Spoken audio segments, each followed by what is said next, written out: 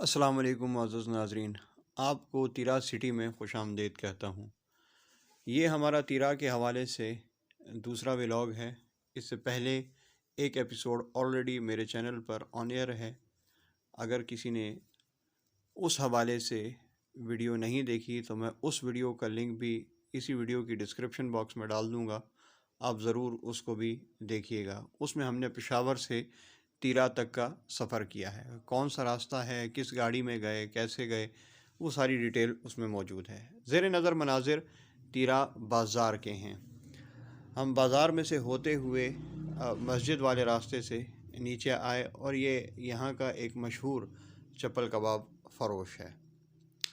چیڑ کے درخت میں سے نکلنے والا مٹیریل یہاں پر بیچا جاتا ہے، جس کو مقامی زبان میں جاولا کہتے ہیں، جو کہ آپ نے بھی دیکھا۔ حد نظر جتنے بھی آپ کو میدان اس وقت نظر آ رہے ہیں، یہاں پر چرس کی کاشت کی جاتی ہے۔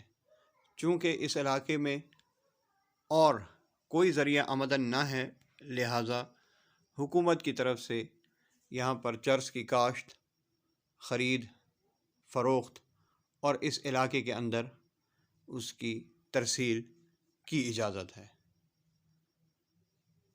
جو ہی ہم پہنچے تو بعد دوپہر ہلکی پھلکی برف باری شروع ہو گئی اور دیکھتے ہی دیکھتے تمام میدان سفید رنگ کی برف کی چادر میں لپٹ گئے۔ یقین کیجئے کہ ان مناظر کو اپنی نظروں سے دیکھنے کا مزہ کچھ اور ہی تھا۔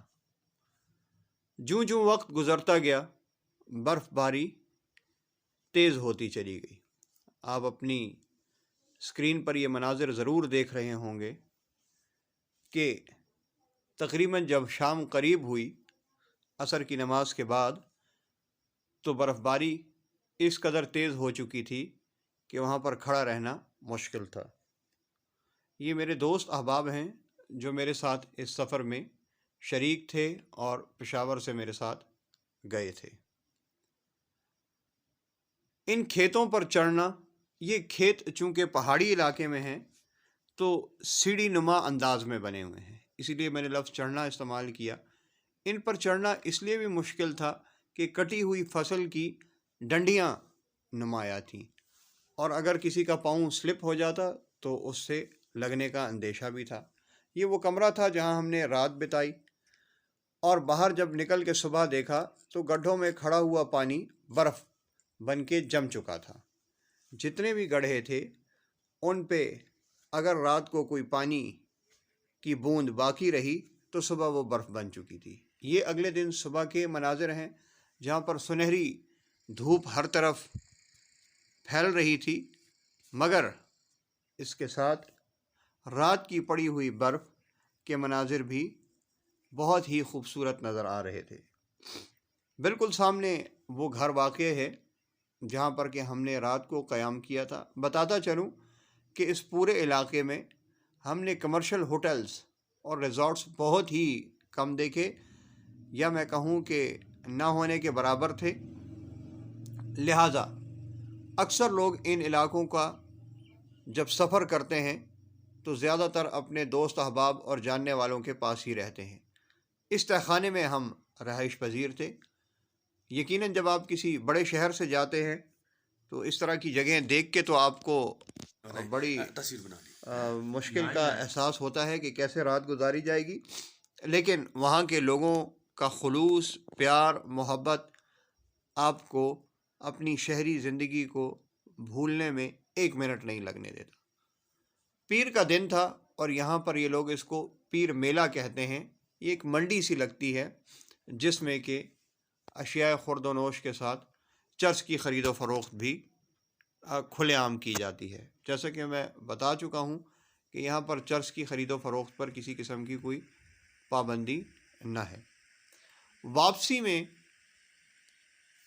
اس ندی میں ہم نے بہت زیادہ تفریح کی، اور تفریح کچھ یوں کی کہ میرے ساتھ جو ساتھی گئے تھے انہوں نے اس ندی کو پار کرنے کا سوچا۔ 4 فروری 2024 اور یہ پگھلا ہوا برفیلا پانی، اس کو ہم نے پار کرنے کی ٹھان تو لی، مگر جب دوسرے کنارے پر پہنچے تو یوں محسوس ہو رہا تھا گویا پاؤں ہمارے ساتھ نہ ہے۔ بہرحال سفر خوشگوار تھا، بہت ہی حسین یادیں تھیں۔ یہ اس چرس کی منڈی کی کچھ تصاویر ہیں جہاں پر کہ کھلے عام چرس فروخت کی جا رہی ہے، اور میرا خیال سے ایشیا میں یہ واحد منڈی ہے جو کہ ہر پیر والے دن تیرا میں لگتی ہے۔ تیرا کے بارے میں آپ کو وضاحت کرتا چلوں کہ تیرا ضلع خیبر کی ایک تحصیل ہے، بلکہ ضلع خیبر کی تحصیل باڑہ کا ایک نواحی گاؤں ہے۔ اگر ویڈیو اچھی لگی تو اس کو لائک اور شیئر ضرور کریں۔ Thank you.